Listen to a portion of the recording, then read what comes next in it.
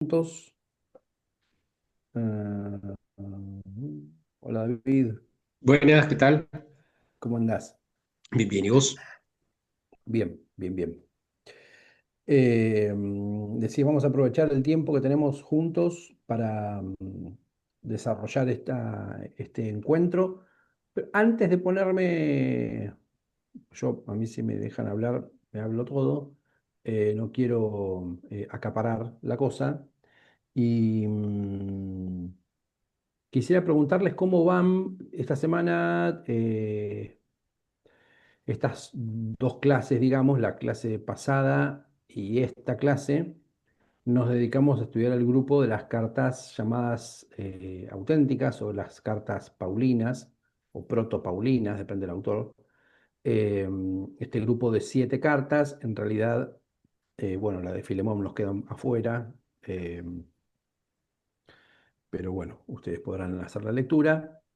Las organicé cuando armé la materia, pensé en no poner todas las cartas extensas juntas, pero bueno, es medio difícil. Entonces, la semana pasada pusimos las dos de los Corintios, que era mucho, y la primera carta de los tesalonicenses, en realidad empezando con primera tesalonicenses. La lógica debería haber sido continuar con Gálatas, pero eso hacía que nos quedasen después las de los Corintios y ahí medio, una cosa medio rara. Entonces, eh, estuvimos conversando algo de, bueno, sobre todo la clase la dedicamos a Primera Tesalonicenses y hablar algo de las cartas a los Corintios. Y entonces hoy nos queda eh, como tema del encuentro, el otro grupo de cartas, eh, que las tres que nos quedan cronológicamente deberían ser la carta a los Gálatas, que aparentemente sería poco tiempo después de escrita de la primera Tesalonicenses, la carta a Filipenses, eh, escrita, según el texto mismo dice, desde la cárcel, seguramente un encarcelamiento de Pablo en Éfeso. Eh, Filemón sería más o menos de la misma época, Filipenses y Filemón. Y finalmente la carta a los romanos, que siguiendo esta cronología de las cartas paulinas, sería la última carta escrita por Pablo antes de su viaje a Jerusalén y en ese viaje ser detenido. Para el próximo encuentro, la semana próxima, el tema vamos a empezar a estudiar el otro grupo de cartas que son las llamadas deuteropaulinas y vamos a dedicar la clase al estudio sobre todo de Efesios y Colosenses. Eh, Vamos a ver si nos da el tiempo y podemos mechar también algo de Segunda Tesalonicenses. Eh, Así que ustedes, bueno, vayan siguiendo la lectura. Yo proponía ahí la lectura de Brown, que me parece como que es una, digamos, ni muy extremo ni no tanto, pero bueno, es una propuesta. Pero si los que se animen, la verdad es que, como les dije la otra vez, la parte de él, donde él habla de las cartas, el manual de Carlos Gil es lo más actualizado que tenemos. Y la verdad que esa sección donde él empieza a introducir carta por carta me parece que está muy bien. Y bueno, está subido en PDF, es un PDF que es muy buena la calidad, así que se puede, o sea, es un PDF que viene con el índice, o sea, es fácil de encontrar los capítulos, no tenés que andar buscando, así que pueden aprovechar la lectura y los capítulos no son tan extensos. De hecho, para Efesios y Colosenses es un solo capítulo, aborda las dos cartas en un capítulo, así que si quieren pueden agregar también la segunda Tesalonicenses viendo si llegamos. Eso va a ser el encuentro de la próxima semana, del próximo jueves, y en la otra clase veremos las cartas llamadas pastorales. Bien, pero me gustaría, más allá de las recomendaciones bibliográficas que yo pueda llegar a hacer, me gustaría saber cómo van con la lectura, porque en realidad en una carrera a distancia como esta, Es muy importante, más allá de los encuentros que tenemos, estos virtuales de una hora por Zoom y los idas y vueltas que podemos tener a través de los foros semanales y de las actividades semanales, eh, la lectura es súper importante. Entonces, me gustaría saber cómo van, cómo se sienten con la lectura, cómo se sienten con los autores que están leyendo.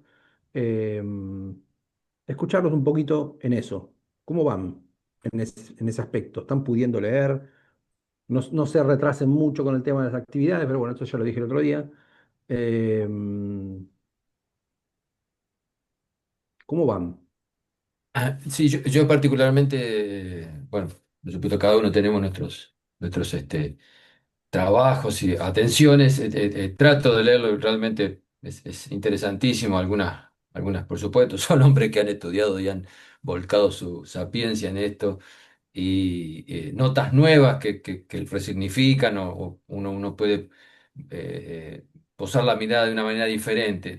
Trato de ver otros, pero lo que pasa es, bueno, ya con esto es extenso, ver Claro, otros en su extensión se hace bastante trabajoso, pero sí, trato de bajar material por lo menos para comparar si hay algún desacuerdo, pero bueno, en general, como vos decís, lo trata bastante bien y sin una escritura tan rigurosa ni tan específica. lo que vas leyendo, ¿qué es?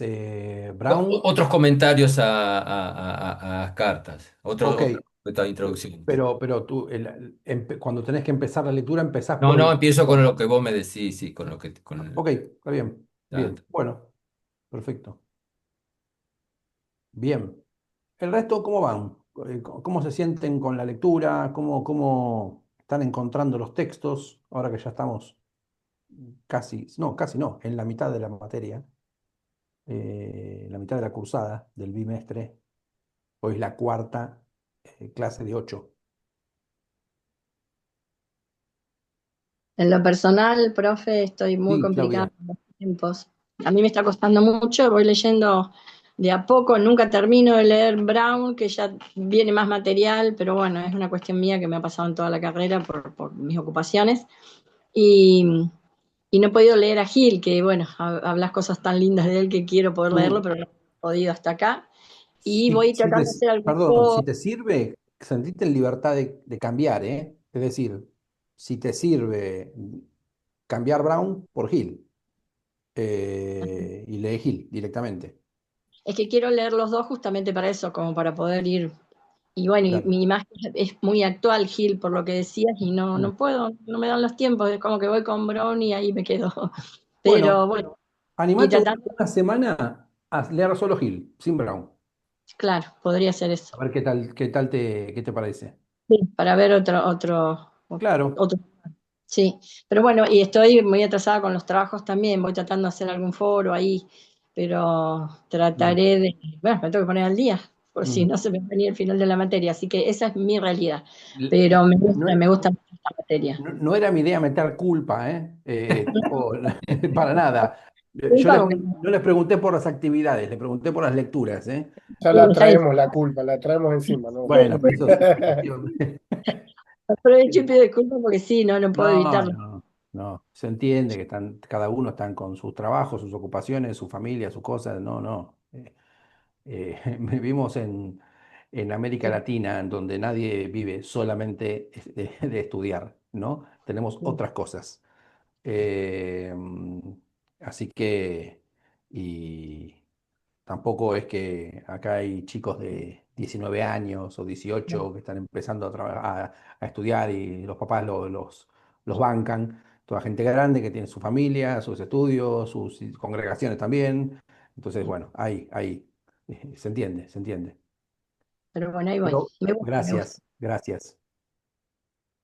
Bueno, el resto de las lecturas, ¿cómo van? ¿Cómo se encuentran leyendo Bueno, los textos? Lo que han podido leer. yo voy un poco atrasado con la lectura, o sea, estoy terminando Segunda de Corintios. Ujú. Eh, lo hago en mi trayecto de acá al trabajo, pero me encanta.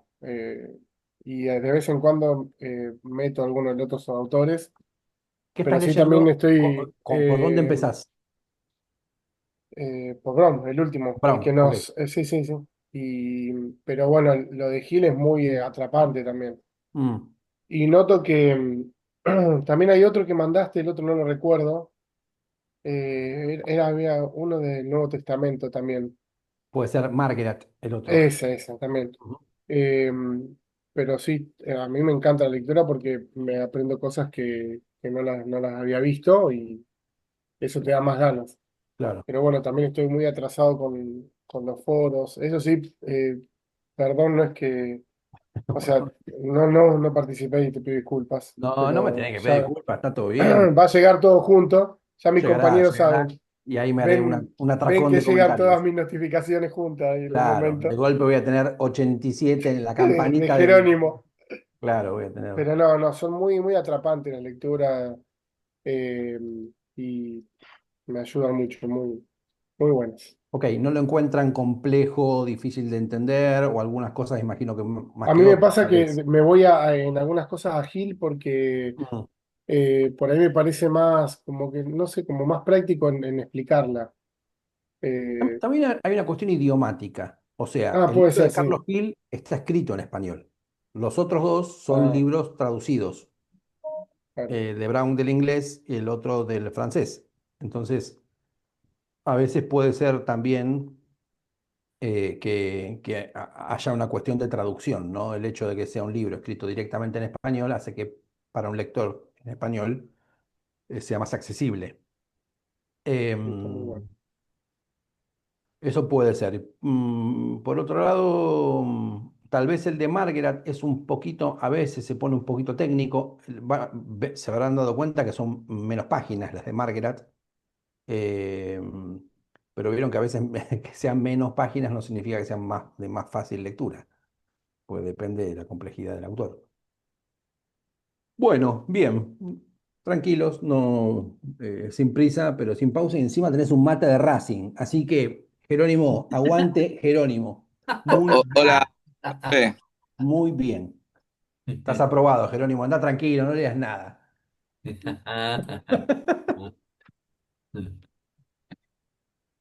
Hola, profe. Hola Ezequiel, ¿cómo andás? Bien, disculpe, estaba a las corridas, me conecté, pero estaba manejando, entonces ahora activé la cámara, pero Tranquilo, estuve sí, sí. escuchando y este, sí, decepcionándome en las actividades que estuve entregando. Eh, sí, siento como que estamos todos pidiendo perdón. No, Eh, no. estoy, sí, Es el nada, muro de los lamentos, parece. no me Sí, quiero sí, justificar. abrí una puerta que no tendría que haber abierto, ¿no? Por favor, no se vayan deprimidos de esta clase. Sí, se entiende que no estoy dando lo mejor que podría y bueno, veo, me autodecepciono, pero las lecturas espectaculares las estuve pudiendo llevar al día. Yo me quedo con Brown y casi que hago todo con Brown. Eh, pero sí, a mí me gustó y me parece muy clara la forma en la que expones también el módulo semanalmente. Es bastante autodidáctico y sí, tal vez en otras materias un poquito más a descifrar. Acá es muy entendible las actividades, el foro, así que bueno, Bueno, pero bien, bien, bien. Gracias. Bueno, vamos a hacer como un tráiler, un tráiler de cada una de las tres cartas que tenemos hoy, ¿no? Porque, claro, no podemos hacer un estudio a fondo de cada una de las cartas como tal vez quisiéramos, pero sí un tráiler, sí, con algunas claves a tener en cuenta para la lectura de estas cartas que para muchos pueden ser textos conocidos, ¿no? Textos que estamos habituados a leer en las iglesias, en las congregaciones. Tal vez, justamente, ese es el mayor riesgo. Cuando uno está muy habituado a leer ciertos textos, uno cree que los conoce. Entonces medio que la cancherea, es como el que va, no, yo esto ya lo sé. Y en realidad a veces son textos que por la complejidad que tienen, justamente son complejos, pero estamos habituados a una lectura de los mismos textos eh, que son lecturas un poquito más simplistas o una lectura más fraccionada. que es algo muy habitual también en la manera en la que leemos la Biblia, ¿no? Leemos un pasajecito hoy, otro pasaje de otro texto mañana, y no tenemos la imagen global de estas cartas. Por ejemplo, con Gálatas o con Filipenses, un ejercicio imposible de evitar es una lectura continua. Con Filipenses no van a tardar más de 5 minutos. Empezar, bueno, capítulo 1, versículo 1, hasta el final del capítulo 4, en voz alta, si quieren, para prestar más atención, agarran una versión de la Biblia que les guste o que tal vez algo que es muy útil, por lo menos para mí, una versión de la Biblia a la que no estén tan habituados de leer. Por ejemplo, si alguno está muy acostumbrado a leer en Reina Valera 60, no agarre Reina Valera 60, agarre otra. Vieron que uno presta más atención cuando no es la versión con la que uno está acostumbrado. O si estén acostumbrados a leer, no sé, la nueva versión internacional, lean en, no sé, Biblia, no sé, la Biblia de las Américas o, no sé, cualquier otra edición de la Biblia que tengan a mano. Pero a veces leer en una versión que no es la que leemos habitualmente nos lleva a prestar más atención en la lectura. Entonces, con Filipenses, una carta como Filipenses, que es una carta tan breve, en 5 o 7 minutos se lee, y con Gálatas pasa algo parecido. Con Gálatas, en 10 minutos se puede leer perfectamente. Con la carta de los Romanos claramente es más complejo, pero tampoco es que con tal vez 20 minutos, media hora máximo, uno se lee la carta de los Romanos. Algunos claves para entender carta a los Gálatas. Alguien había dicho, no me acuerdo quién, algo había anticipado en la clase pasada sobre Gálatas, planteando algo así como que Gálatas podría, creo que vos, Jerónimo, lo habías dicho, ¿no? Como que habías escuchado en algún lado como que era una especie de como de borrador. ¿Y de dónde surge esta idea? Evidentemente entre Gálatas y Romanos hay temas en común. Es evidente, de hecho fueron los dos textos más comentados por los reformadores en el siglo XVI. Eh, por Lutero, por Calvino, ¿no? Y sus comentarios y sus referencias a estas dos cartas, que fueron como los caballitos de batalla en cuanto a referencia a las escrituras. Sobre todo, Carta a los Gálatas, en los capítulos 3 y 4, estoy redondeando, ¿no? Pero esos dos capítulos centrales, que son como los capítulos más teológicos o de desarrollo un poco más denso, se parece bastante al argumento central de Carta a los Romanos. La cuestión de el acceso a la justificación o el acceso al pueblo de Dios o el acceso a si forman o no parte de la eclesia las personas de origen gentil y si deben o no cumplir con las obras de la ley, básicamente la cuestión de la circuncisión. Eh, Ese tema está presente en Gálatas y está presente en Romanos. En tiempos de la Reforma se había hecho mucho énfasis en que la cuestión de la justificación por la fe era el tema central de la teología paulina. Bueno, me anticipo un poco porque esto lo vamos a ver un par de clases más adelante, pero hoy es un tema bastante discutible. ¿Por qué? Porque es un tema que está ausente en muchas cartas de paz. Si bien está presente en Gálatas y Romanos, es un tema ausente en Tesalonicenses, un tema ausente en Filipenses, un tema ausente en las dos cartas de los Corintios. O sea, evidentemente fue un tema importante en cierta discusión que Pablo tuvo en ciertos contextos, pero no es que Pablo escribía y pensaba todo el tiempo en ese tema, o que es la única manera o la única categoría en la que Pablo pensaba el vínculo entre Dios y su nuevo pueblo, la iglesia. Con carta a los Gálatas, que de hecho la pregunta o una de las preguntas para dialogar en la semana era la cuestión del tono, obviamente no tenemos el audio de la carta a los Gálatas. Si lo tuviéramos sería más fácil saber el tono de la carta. Pero el tono lo podemos descubrir a partir de una lectura atenta. Cuando leemos atentamente la carta a los Gálatas nos damos cuenta que, y esto lo deja bien claro Carlos Gil, hay algunos elementos típicamente epistolares de la literatura epistolar grecorromana que están ausentes en la carta a los Gálatas, ¿no? No hay palabras, no hay oración de acción de gracias, no hay palabras de bendición para los destinatarios, tampoco hay saludos formales en el cierre. sino que va directamente al grano y va directamente, diríamos, en el lenguaje futbolístico, con los tapones de punta. Em, y ese tono es importante para poder interpretar el texto de Gálatas. Esta semana leía el capítulo de Carlos Gil, en donde él sostiene, ¿no?, esta cuestión de que a los Gálatas, si bien tiene algunos fragmentos, por ejemplo en el capítulo 4 que son como muy afectuosos y que intenta ganárselos a partir de algunas palabras afectuosas, cada tanto se le escapan algunas cosas como ojalá que aquellos que que los están mareando, ojalá se castrasen, o cuando les dice anoetoi, que nuestros amigos en Reina y Valera tan sutilmente han traducido insensatos, ¿no? Gálatas insensatos, dos veces aparece el término en una carta breve, y que Carlos Gil traduce como estúpidos, ¿no? Es un insulto. eh, Dirigido directamente a los destinatarios, ¿no? No como no como una cosa, a ver, el que se haga cargo, que se haga cargo, no, le dice Gálatas estúpidos a los destinatarios a los que quiere convencer a través de su texto, ¿no? Eso, bueno, son algunos indicios que nos da el mismo texto para ayudarnos a comprender e interpretar esta carta. Y para hacernos una idea bastante gráfica y un bosquejito claro de la carta, Gálatas tiene tres partes, redondeando, ¿no?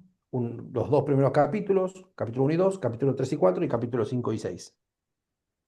En los capítulos 1 y 2 hay muchas referencias autobiográficas. De hecho, es una de las fuentes más importantes que tenemos para reconstruir la biografía de Pablo, sobre cómo Pablo entiende su vocación y no así su conversión, como veíamos en la primera clase, em, cómo Pablo mismo cuenta que es su primera visita a Jerusalén y con qué objetivo va, cómo él entiende su vocación y su apostolado, eh, cómo fue, según la percepción de Pablo, esa reunión en Jerusalén, que solemos llamar el Concilio de Jerusalén, narrado por Lucas en Hechos capítulo 15, pero que gracias a la carta a los Gálatas tenemos una versión pocos años después del evento y contada por un protagonista, no como en el caso de Hechos, que tenemos, es un texto escrito 40 años después del evento, por lo menos, y por alguien que no fue parte de esa discusión. Eh, y después el conflicto en Antioquía y la cuestión con Pedro y la denuncia de la hipocresía. Ahí hay, ahora, no es que Pablo un día se levantó y dijo, voy a contar un poco sobre mi vida y voy a publicar mi diario íntimo o mis notas para mis memorias, sino que esos recuerdos que Pablo trae están en función de la problemática. Claro. Y la problemática en parte tiene que ver con algo que vuelve a aparecer medio de pasada en Filipenses, que es la presencia de misioneros que llegan a esas comunidades, parece como que intentan corregir lo que Pablo había anunciado. La cuestión en la carta a los Gálatas es que primero tenemos un tema de difícil ubicación de los destinatarios. Sabemos que en la zona del Asia Menor, en la actual Turquía, había una provincia romana llamada Galacia, eh, pero es bastante difícil ubicar dónde estaban estos destinatarios, ¿no? Si es una referencia a la provincia, si es una referencia étnica, y toda la discusión que, bueno, hace 200 años que estamos dando vueltas, tratando de definir quiénes son los Gálatas y dónde estaban. Carlos Gil es de los que opinan que se trata de las iglesias de la zona de Iconio, Listra, Derbe, que serían esas comunidades que Pablo habría comenzado junto con Bernabé, según el relato de Hechos en los capítulos 13 y 14, en el llamado tradicionalmente primer viaje misionero. Y este es un dato curioso, es decir, no son comunidades exclusivas, no fueron comunidades exclusivamente paulinas. Si entendemos que esas comunidades son las que se iniciaron en el llamado primer viaje misionero que se narra en Hechos 13 y 14, de un Pablo que, según Lucas cuenta, está acompañando a Bernabé, bueno, evidentemente sí son comunidades vinculadas a Antioquía. a la iglesia de Antioquía eran quienes habían enviado aparentemente a Bernabé y a Saulo a ese viaje de comienzo de comunidades. Así que eso también nos ayuda, yo pensaba en esta semana en esta cuestión, nos ayuda a entender o a tratar de reconstruir la otra parte, porque nosotros tenemos una parte de la discusión cuando leemos las cartas paulinas. Escuchamos una parte de esa comunicación entre Pablo y los destinatarios, pero no tenemos una carta escrita por la iglesia de Antioquía. ¿Cuál era la posición de la comunidad de Antioquía sobre lo que debían hacer los gálatas en cuanto a la misión? Eh, ¿Eran comunidades paulinas como por ejemplo lo había sido la iglesia de Tesalónica o la iglesia de Corinto? Pablo se está refiriendo a esas comunidades como comunidades comenzadas por él, iniciadas por él. ¿Se está metiendo Pablo edificando sobre fundamento ajeno? Bueno, evidentemente Pablo había sido parte de ese viaje misionero, pero es un viaje que había estado vinculado con esa primera iglesia, la iglesia de Antioquía. En los capítulos 3 y 4, como dijimos, es la parte más teológica, más doctrinal de la carta, donde se desarrolla el desarrollo más exegético, porque Pablo hace alusiones y citas al Antiguo Testamento, a la Escritura, y referencias a veces medio alegóricas, la famosa alegoría de Sara y Agar, como referencia a dos pueblos, una manera bastante curiosa de interpretar, que Pablo tiene de interpretar esos textos. Y después finalmente los capítulos 5 y 6, en donde viene la parte más exhortativa, la parte, lo que se llama la sección parenética, la parte exhortativa, la parte más de donde empiezan a aparecer los imperativos. Hagan tal cosa, no hagan tal otra, ¿no? Vivan en el espíritu, eh, eh, vivamos en la libertad a la que fuimos llamados, no nos sometamos al yugo de esclavitud, o no se sometan al yugo de esclavitud, anden en el espíritu. Bueno, todos los imperativos aparecen en los capítulos 5 y 6. Entonces, eso hace que esa última sección sea la parte más exhortativa del texto.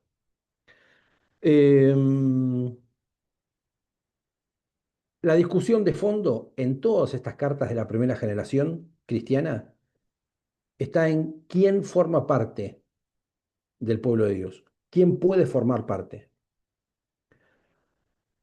Debe, deben estas comunidades, estas eclesias que Pablo, es interesante que Carlos Gil evita el uso de la palabra iglesia, justamente porque la palabra iglesia, la palabra en español iglesia, tiene una carga que puede que nosotros eh, llevemos al texto cosas que en el texto no están. Eh, Cuando Pablo habla de las iglesias, mm, el gran riesgo es poner en ese término contenidos que no tenían todavía en la primera generación. Es algo parecido a lo que pasa con la palabra Cristo, que a veces es mejor traducirla simplemente como Mesías y no como Cristo, ¿no? El término Christos en griego, para no ponerle cargas a ese término que tal vez el término originalmente no tenía. Bueno, ¿quiénes podían formar parte de esas eclesías, de esas comunidades? Y lo que Pablo está sosteniendo es que todas las personas que reconocían que Jesús era el Mesías y el Señor podían formar parte aún sin atravesar por el rito de la circuncisión. Y eso los habilitaba a los que venían del judaísmo y a los que no, a poder compartir mesa, sentarse en la misma mesa. Y recuerden ustedes que el culto cristiano primitivo giraba en torno a la comunión de mesa. La primera liturgia cristiana gira en torno al partimiento del pan y a compartir una comida litúrgica. Las fuentes más antiguas nos dan a entender eso. Por ejemplo, la primera carta a los Corintios, pero se ve también en Gálatas, capítulo 2, cuando dice que Pedro al principio, cuando iba a Antioquía, se sentaba a comer con ellos, pero cuando llegan los de Jacobo, los de Santiago, se intenta apartar y trata de no hacerlo y eso es lo que Pablo denuncia, ¿no? La cuestión está en si son capaces de compartir mesas, si son dos pueblos o es uno solo, o en realidad si los gentiles pueden formar parte de ese nuevo pueblo de Dios, que Pablo entiende que la revelación de Dios en Jesucristo ha iniciado un nuevo tiempo y ese nuevo tiempo implica un nuevo pueblo que incluye evidentemente a los provenientes del judaísmo, pero que se abre también a los que no lo son. Bien, esto es un poco la problemática que está de fondo en Carta a los Gálatas. De esto, ¿algún comentario, alguna pregunta, algo que esté por ahí dando vuelta y sea necesario aclarar? Sí, David. No, pensando en esto que vos decías de la cuestión de los Gálatas y comparándolo con Hechos, que era una misión en realidad de Bernabé en la que Pablo acompaña, tiene más sentido pensar que en realidad la comunidad respondía más a Bernabé y por ende a Antioquía. Y cuando uno ve lo que fue la división más allá de que Hechos la edulcora alegremente, la separación de Pablo y Bernabé, el que Pablo se termine yendo de Antioquía tiene también que ver con esta cuestión judaizante. Entonces, en realidad Gálatas parecería ser más una carta en la que, aunque Pablo dice que no se mete en comunidades formadas por otros, pero de alguna manera esas comunidades de Gálatas responden más a la lógica antioquena y judaizante que a la de Pablo y su visión del Evangelio. Entonces, él protesta por gente que se mete en su Evangelio, cuando en realidad es él el que se está metiendo en el Evangelio de otro, que lo que de alguna manera uno podría decir, bueno, se están dando cuenta que la comunidad de Gálatas que fundaron desde Antioquía, en realidad se están yendo para otro lado y como iglesia madre los van a decir, muchachos, se están yendo por el lado equivocado. Entonces, choca más todavía el que a Pablo se le saltara la cadena, porque en definitiva se está metiendo él en una comunidad que tradicionalmente va por otro camino. No digo que no esté mal lo que Pablo plantea, pero en realidad la cuestión es al revés, por lo Sí, menos desde mi punto de vista. sí, sí. Que me parece que es una manera, tratar de ver la carta desde una perspectiva distinta. Es decir, nosotros tenemos la versión paulina, no tenemos una carta escrita por los de Antioquía, pero esta reconstrucción de la situación, y sobre todo si entendemos que estos Gálatas son los del primer viaje misionero, se entiende que ya no voy a estar aclarando esto de primer viaje o no, cuál era. Cuando digo primer viaje me refiero a lo que Hechos narra en capítulo 13 y 14. Si son esas comunidades, la de Iconio, Listra, Derbe, Antioquía de Pisidia, claro, son comunidades vinculadas a Antioquía. Entonces, claro, de hecho es interesante pensar, a ver, la carta a los Gálatas es una especie de ultimátum. Y siempre me llamó la atención el final de la carta, tan brusco, tan fuerte. Eh, Sobre todo desde que aparentemente Pablo toma la pluma, cuando se brota y le dice al escriba, correte que acá escribo yo. Gálatas 6:11. Mirad con cuán grandes letras os escribo de mi propia mano. Obviamente, ¿no? En nuestras Biblias no hay una letra de mayor tamaño, tan impresa toda con el mismo tamaño, pero evidentemente acá las letras debían ser más grandes. Y aquellos que intentaban defender un poco a Pablo, bueno, en realidad es porque Pablo era miope o tenía problema de vista, entonces escribía grande. No, señores, esto es como cuando vos escribís en letras mayúsculas el mensaje de WhatsApp. Eh, es para que te presten atención, ¿no? Todos los que quieren agradar en la carne, todos los que quieren agradar en la carne, esos os obligan a que os circuncidéis, solamente para no padecer persecución a causa de la cruz de Cristo.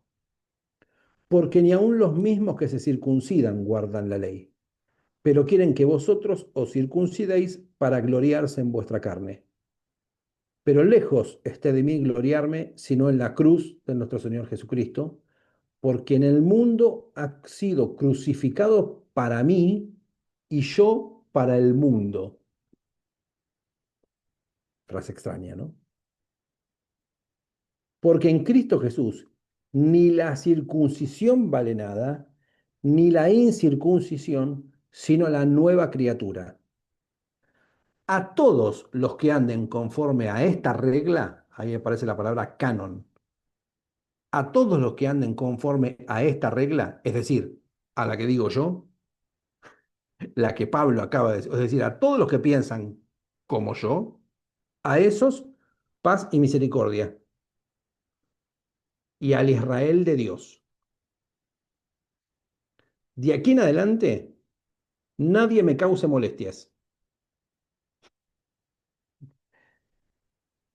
Esto no es un manual de política eclesial, ¿eh? De aquí en adelante, nadie me cause molestias, porque yo llevo en mi cuerpo las marcas del Señor Jesús. Hermanos, la gracia de nuestro Señor Jesucristo sea con vuestro espíritu. Amén. Y de hecho, no volvemos a tener en cartas de Pablo noticias de los Gálatas. Uno se podría preguntar, ¿habrá dado efecto la carta a los Gálatas? ¿Habrá habido? Uno puede preguntarse eso, ¿no? Ese texto que Pablo les escribió a esas iglesias, habría surtido, uno tiende a pensar, por supuesto, ¿cómo no? Si es un texto inspirado. Sí, sí, es un texto inspirado, lo leemos y lo leemos como palabra de Dios. Sí. Ahora, el texto este como carta, que fue enviado a una congregación, a un grupo de congregaciones, para que hagan algunas modificaciones de una actitud que estaban teniendo que según Pablo no era la correcta. ¿Habrá dado fruto? Lo cierto es que no sabemos nada más después, ¿no? En el caso de los corintios, por lo menos tenemos alguna referencia que Pablo les dio un ultimátum, parece que hubo un cambio y hay una carta de reconciliación, como que la cosa termina bien. Eh, en Tesalonicenses parecía como que había habido algunos idas y vueltas y Pablo está contento con las noticias que recibe. Cuando leemos Filipenses, algo parecido. Parece que la cosa está bien. Con Gálatas, uno puede preguntarse si la cosa no habrá terminado hacia el lado de Antioquía y no hacia el lado que quería Pablo. Y entendiendo que acá no hay ni buenos y malos. Estamos hablando de primeros años de la década del 50, ¿no? Nosotros no tenemos el diario del lunes, tenemos el diario de los últimos 2000 años de cristianismo, con lo cual leer esta carta y tomar partido es muy sencillo, ya con un canon definido, con 2000 años de interpretación de Pablo, etcétera, etcétera. Muy bien. Algunas palabras, algún comentario sobre la carta a los filipenses, una carta muy Bueno, breve. Sí, profesor, sí, Carlos. eh, se me pensé varias preguntas con respecto a Dale, los Gálatas. dale, Un poco dale. esto, lo que decía David, eso puede ser que la comunidad sea de cristianos judaizantes, llegó Pablo con otro evangelio que no tenía nada que ver con la ley. Por eso a mí me sorprende una pregunta que hace, ¿qué pasó con aquella alegría? Les pregunta él, ¿no? Como que ellos estaban atados a la ley de un cristianismo judaizante, llega Pablo con otro evangelio, se sienten contentos, están alegres, se va Pablo, vuelven los otros, y me pareció como que el enojo de Pablo tiene que ver un poco con que atacan su persona, porque él defiende en algún caso su apostolado, o sea que parte de la bronca era también que lo habían atacado a él, no Sí, solamente que habían seguían como cristianos judaizantes, sino que él se siente atacado, ¿no? Por eso reacciona de esa forma. ujú. Esas son las preguntas que tenía. Está bueno, Carlos, gracias por compartirlo. Pero me Eh, queda una duda, perdona a Pablo. ver, dale, sí, sí. No, en el sentido de, con esto que comentaba Carlos, en realidad no existía una comunidad judaizante. Las comunidades fueron, digamos, siguiendo el libro de Hechos, ¿no? Plantadas, creadas, por así decirlo, o sea, estructuradas con Bernabé y Pablo, es decir, desde el vamos, de repente tuvieron ya esa impronta. Quizás, no sé, me pregunto, quizás el enojo de Pablo es porque una vez que se separaron, la comunidad terminó derivando en una cuestión más judaizante y no lo que él esperaba que pasara.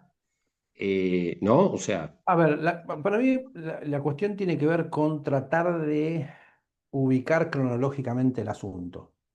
Se supone que este llamado primer viaje misionero a esa zona, el de Bernabé y Pablo, es antes del llamado Concilio de Jerusalén. O sea, estamos hablando de una misión llevada adelante en la segunda mitad de la década del 40, fecha muy temprana. Me animaría a decir que más que cristianos judaizantes, yo diría judíos cristianizantes, ¿no? Porque claro, ¿qué pones de adelante? Bueno, estamos hablando de dos misioneros, Bernabé y Pablo, enviados por una comunidad de origen judío, Antioquía, abierta a la cultura helénica, pero es una comunidad, es una iglesia, una comunidad de seguidores de Jesús, pero que vienen del judaísmo, pero que entienden el judaísmo de una manera más abierta que la zona de Judea o Jerusalén. Y que van a hacer misión porque entienden que en esta nueva misión, a partir de Jesucristo, hay una apertura a los gentiles que deben ser incorporados al pueblo de Dios. Se supone que ahí comienzan estas iglesias, estas comunidades en la zona de Galacia, estas comunidades gálatas.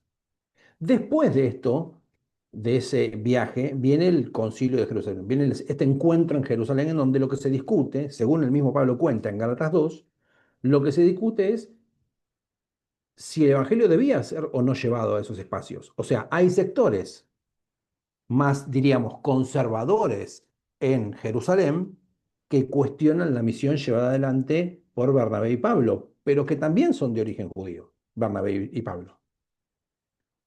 Aparentemente, según lo que Pablo cuenta, en ese encuentro hay un acuerdo de ustedes van a anunciarle el evangelio a los gentiles y nosotros a los judíos.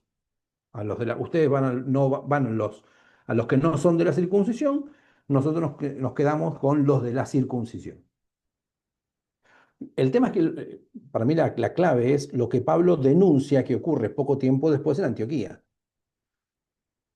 Lo que pasa poco tiempo después en Antioquía, en torno al año 50, que es lo que está en Gálatas 2, del 11 al 14, parece como que hay un cambio o un no cumplimiento de eso que habían pactado en el Concilio de Jerusalén, en donde se había pactado que el Evangelio debía anunciarse. Ahora la cuestión es cómo debía ser la comunión.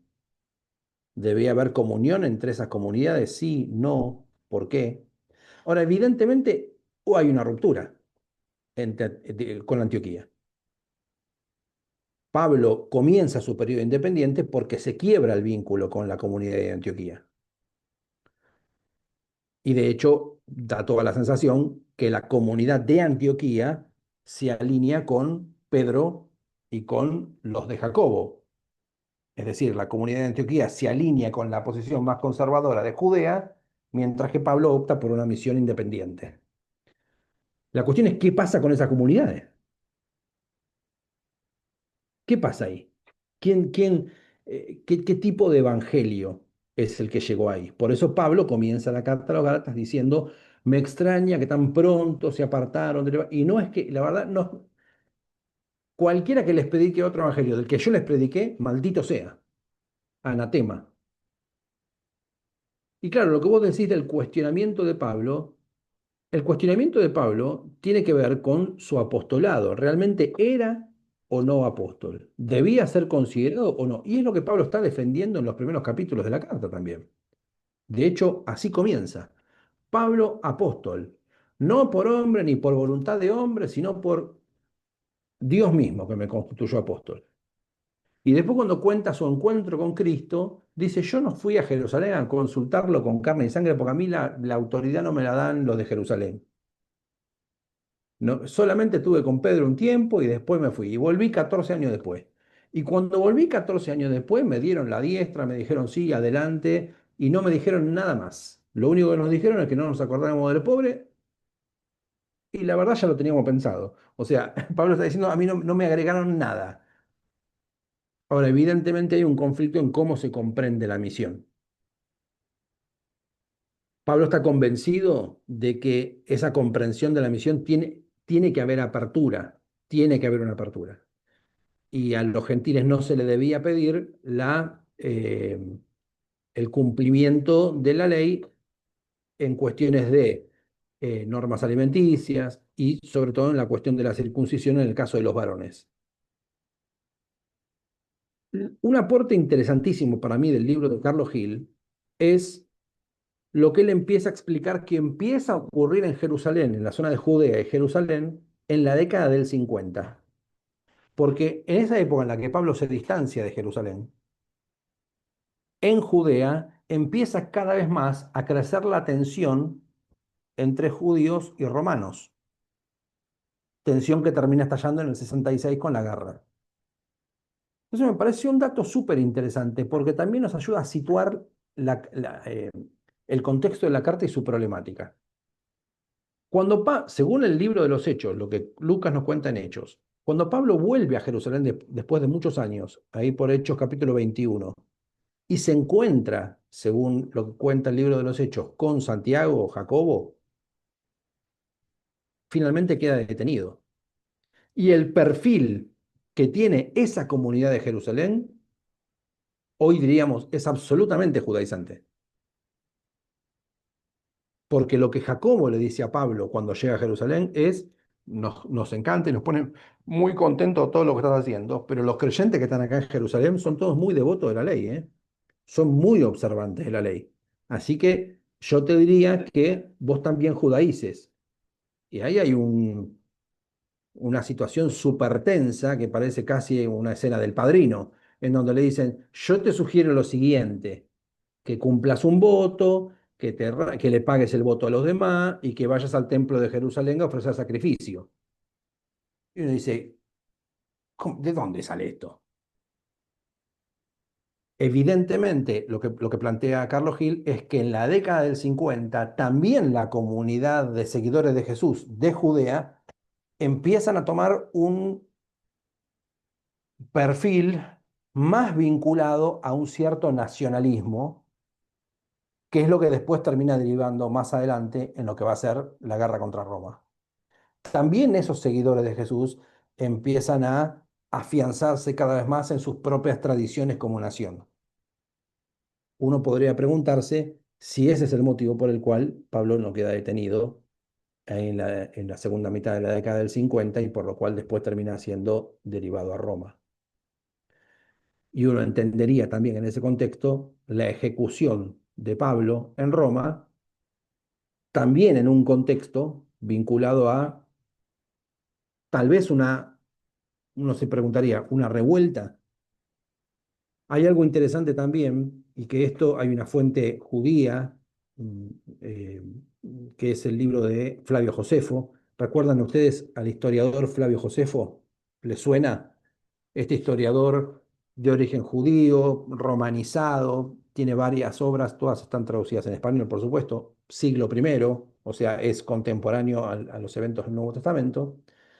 En las antigüedades judías, Josefo hace referencia a este Santiago, al Santiago que ya había desbancado al mismo Pedro como líder de la comunidad de Jerusalén. Y cuenta cómo en un tiempo en donde no hay un prefecto, hay una época de cambio de prefecto romano, el sumo sacerdote manda a ejecutar a este Jacobo. Y Flavio Josefo describe la muerte de este Jacobo o Santiago, el hermano de Jesús. Así dice Josefo. Es decir, la cosa se está poniendo cada vez más tensa. Y eso estamos hablando, se suele fechar ese evento por el año 62. O sea, poco tiempo antes del comienzo de la guerra, cuando ya la zona de Judea se está poniendo cada vez más tensa. Incluso hay divisiones entre judíos, porque es el sumo sacerdote quien manda ejecutar a este otro que también era judío, judío seguidor de Jesús, pero judío al fin, y lo manda a ejecutar. Entonces, para mí ese es un dato que para mí me trajo algo de luz para poder entender qué es lo que está pasando a mediados de la década del 50 en este conflicto que se ve en la carta a los Gálatas. Hay que ponerle un poco esta cuestión de fondo para no proyectar nosotros cómo nosotros entendemos hoy o cómo entenderíamos hoy una comunidad cristiana judaizante. Bueno, habría que tamizarlo un poquitito, ¿no? Tal vez son comunidades que, pienso en las comunidades gálatas, ¿no? Que tuvieron un primer acercamiento al Evangelio en la segunda mitad de los 40 de un tipo de evangelio que parece que era el que predicaban Bernabé y Pablo, abierto a los gentiles, pero que después, por la misma presencia de Antioquía y por la presión de los de Jacobo, que menciona el mismo Pablo en Gálatas 2, parece que empieza a ser como un evangelio o un anuncio un poco más volviendo a las tradiciones judías. Sí, David. No, además, recordando que por la política que tenía Roma para con el judaísmo, esta de tolerancia, todos los grupos que estaban dentro de la religión judía estaban bajo la protección, bajo ese paraguas en el cual no tenían conflictos con el imperio. Eso después cuando son expulsados, una vez que cae, que queda el fariseísmo, toda esa historia, bueno, ahí es donde empiezan las persecuciones. Entonces, pensando en esto que vos decías, estando en Judea, con todo el ambiente caldeado, eh, mientras vos estás bien con, entre comillas, el templo de Jerusalén, está todo bien. Ahora, vos te encontrás con uno que está por allá, que predica lo mismo que vos, pero dice que los gentiles pueden entrar, el riesgo de que te terminen diciendo quedás afuera y que Roma te caiga encima es muy grande. Entonces, Mm, también hay que entender que, en cierta forma, más allá de lo conservador desde su punto de vista religioso, está también el cuidado hacia ellos mismos. Es decir, si esto se desbanda, quedamos afuera y nosotros estamos en el centro del problema. sí, sí. Y sí, suscribo, lo que decís. Creo que todo este telón de fondo, si bien no es la zona de Galacia, que es la zona de Turquía, no está íntimamente ligado a Judea, sí es, primero, es influencia, es zona del Imperio Romano. Los judíos no estaban solamente en Jerusalén, sino que había comunidades judías en todas estas zonas de la zona del Asia Menor. Y sí, estas comunidades estaban vinculadas a Antioquía, sin dudas. Y la iglesia de Antioquía para esta época evidentemente ya tenía una influencia de Jerusalén cada vez más grande. Eh, eh, y posiblemente influenciado por esto que decíamos del el conflicto con Roma que provocó en varios sectores un, eh, un celo cada vez mayor por las tradiciones nacionales. Ahí, sí, bueno, A mí, profe, lo que me sorprende también de Pablo es la insistencia que tenía en presentar el Evangelio, porque hoy en día, si me cruzo con una comunidad que pone en tela de juicio mi espiritualidad, es tipo, bueno, que Dios te ayude, nos vemos, sigo para otro lado, pero esa, ¿no? A pesar de que puso gran parte de su humanidad, seguir viviendo en no perder ese objetivo, ¿no? ujú, sí. De hecho, mm, en la carta a los Gálatas, Pablo pone como, al ser un ultimátum, es como pone como que toda la carne al asador, incluso su parte tal vez menos amable, la deja muy expuesta en esa carta, ¿no? Y 2000 años después hacemos el devocional leyendo Gálatas estúpidos, ¿no? Pero bueno, en ese texto encontramos, también sería injusto decir, este es el verdadero Pablo, ¿no? Es como que alguien agarrase un texto nuestro en donde justo ese día nos levantamos enojados con una situación y dejamos algo por escrito y claro, y nos defina a nosotros por un texto. Bueno, el mismo autor de Gálatas es el autor de Romanos. El tema es más o menos parecido, pero el contexto hace que en Carta a los Romanos esté mucho más tranquilo, ¿no? Esté mucho más políticamente correcto. El contenido es muy similar, el mensaje es muy similar. Tal vez la diferencia, entre otras cosas, es que Pablo le está escribiendo a una iglesia que él no había plantado, él no había iniciado la iglesia de Roma. No sabemos cómo llega el Evangelio a Roma, pero ya había cristianos en Roma cuando Pablo escribe la carta a los romanos. Evidentemente era una comunidad grande, o un grupo de comunidades, no es necesario pensar en una iglesia como la entendemos nosotros, sino un grupo de comunidades. Evidentemente eran comunidades que estaban ni más ni menos que en la capital del imperio, no es un dato menor, y a eso le agregamos que además le está queriendo pedir un favor. Era en tono conferencista y con los otros era en Claro, casa. En totalmente. casa y sin el live stream, Sin filtro, claro, donde no claro. queda grabado. En el caso de la carta a los romanos, les está pidiendo un favor, casi que les está pidiendo, casi no, les está pidiendo en el capítulo 15 que lo apoyen para llegar a España.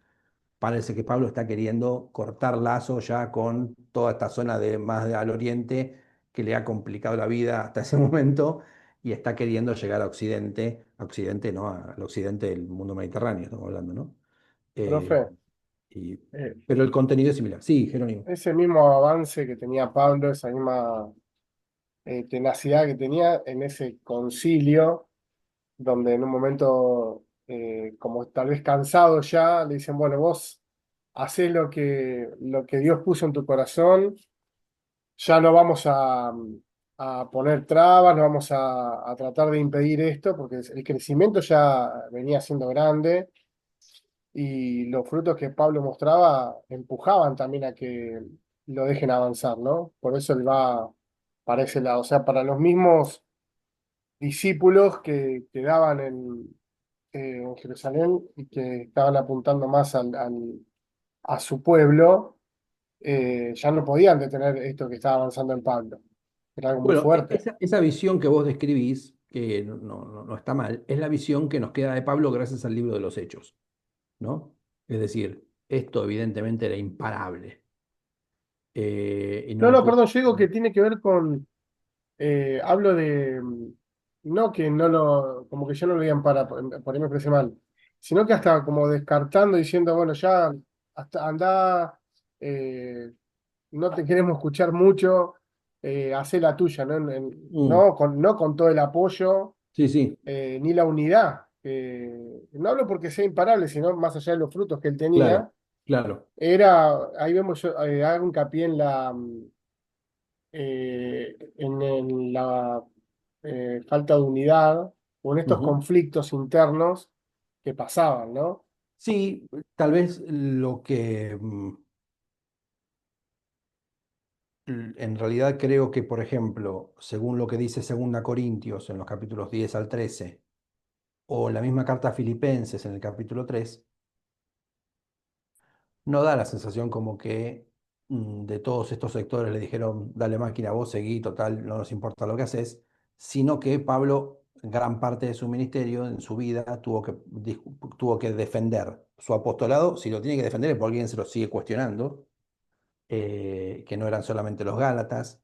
En Corintios habla del tema, en Filipenses habla del tema, evidentemente le están cuestionando su apostolado y le están cuestionando su misión, porque estos aparentemente aparecen tipo Drupi, aparecen en Filipos también queriendo corregir lo que Pablo predicaba, aparentemente también llegan a Corinto queriendo corregir el evangelio que predicaba, como que tenía la inspección que le caía todo el tiempo, ¿no? Pero Como era una algo, escuela. podríamos decir, Si normal. alguno trabaja en una escuela, yo laburé muchos años en una escuela, Claro. como que te caiga la inspectora toda la semana que te cae, algo pasa, A ¿no? ver qué estás diciendo, exacto. Exactamente, Porque, exactamente. ¿por qué pasa esto? Porque los alumnos se quejan o porque hay un Exacto. montón de situaciones Sí, alrededor. Los sí, padres, los sí. alumnos, los Sí, sí, conocidos. sí, tal cual, tal cual. Sí, Claudia. Sí, digo, pensando en esto de que él tuvo que justificar varias veces que era apóstol, Ujú. Puede tener algo que ver el hecho de que, por ejemplo, después de Judas, para reconocer a que se decide por Matías, uno de los requisitos era que hubiera estado con Jesús. Yo creo que él también tenía esa carga sobre él, de que él no había estado con Jesús, no había sido de los que, bueno, por una cuestión de tiempos también. Quizás por eso pienso que también era un componente más de defendiéndose, o sea, yo soy de otra generación, yo soy de otro momento, no estuve con él, pero soy un apóstol. No sé si eso es así, es válido. Está interesante lo que decís. Es curioso que Lucas en Hechos empiece de esa manera, ¿no? Contando esta cosa de la importancia de los 12, la importancia de recuperar el número, ¿no? Se había muerto uno, o sea, se había suicidado uno, por lo tanto había que poner a alguien para volver al 12, que representaba de alguna manera también era un símbolo ese número, un símbolo del pueblo de Israel. Eh, pero curiosamente, el autor de Hechos decide no llamar nunca prácticamente a Pablo apóstol. Nosotros estamos acostumbrados gracias a las cartas, ¿no? Pablo todo el tiempo se está presentando. Yo me imagino que Pablo, si, cuando vio que ya el muerto, si hubiera visto que el autor de Hechos no lo llama nunca apóstol, lo va a buscar a la casa, por lo menos para decirle, dale hermano, una vez por lo menos. Una vez sola se le escapa, aparentemente, al autor de Hechos de llamarlo apóstol a Pablo. Tal vez porque detrás de eso hay, tal vez, no lo sé, no estoy totalmente seguro, pero haya una cierta crítica de parte del autor de Hechos, el autor de Hechos es un fan de Pablo, evidentemente, pero que no le interesa tanto defender el apostolado de Pablo, justamente porque los 12 son una cosa, mientras que Pablo no era de los 12, pero fue el que terminó llevando el Evangelio hasta lo último de la tierra, desde la perspectiva del autor de Hechos. Pero evidentemente para Pablo ese tema, algo había, ¿no? Está todo el tiempo defendiendo, de hecho en la misma carta a los Gálatas dice, ¿no? Yo tuve ahí una revelación y de golpe aparece en Damasco diciendo yo tuve una revelación. Bueno, está bien, pero hasta hace 15 días estabas persiguiendo a las comunidades, ¿no? Entonces, eh, Creo que otra respuesta puede ser a esto que de hecho se realiza cuando en las discusiones, que las argumentaciones se trasladan no sobre el texto, sino sobre la persona para desautorizar el texto. claro, Entonces sí, tiene que revalidar la autoridad de lo que está diciendo. sí. Bueno, de ahí también surge la pregunta si estos detractores conocían las cartas de Pablo o simplemente tenían informes verbales a partir de lo que se decía de él. Y vieron cómo es Radio Pasillo, ¿no? Cómo se va distorsionando también lo que se dice de estos personajes. Ya la semana que viene, cuando empecemos a ver las cartas llamadas Deutero-Paulinas, nos vamos a dar cuenta que, como siempre pasa, cuando el personaje está muerto, es santo.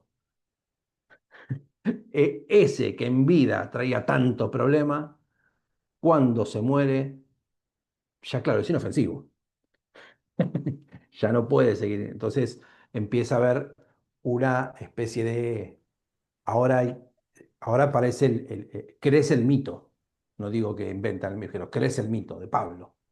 Y aparece toda la literatura post-paulina que viene justamente y creo que gracias a eso es que hoy, o por lo menos en la formación del canon, finalmente Pablo termina teniendo el lugar que tuvo. Me pregunto si realmente, si el canon se hubiera hecho a mediados del siglo primero o con Pablo en vida, realmente me pregunto si todas las comunidades cristianas hubieran recibido como sagrada escritura las cartas de Pablo. Me permito dudar, ¿no? Pero ya después quedan los textos, finalmente fueron canonizados y hoy los recibimos, ¿no? No me voy a poner a cuestionar eso de ninguna manera.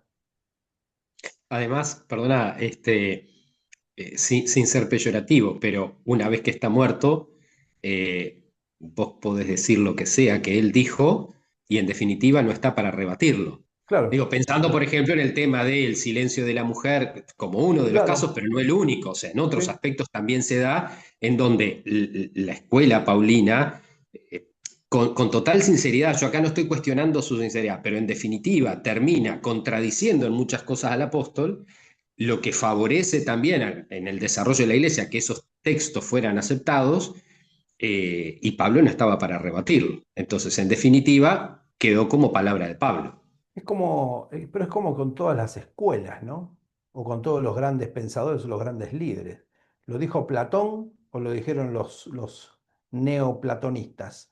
Lo dijo, no sé, imagínense el líder que piensen ustedes, más antiguo o más moderno. ¿Lo Marx. dijo, claro, lo dijo él o lo dijeron lo dijo Calvino o lo dicen los intérpretes de Calvino?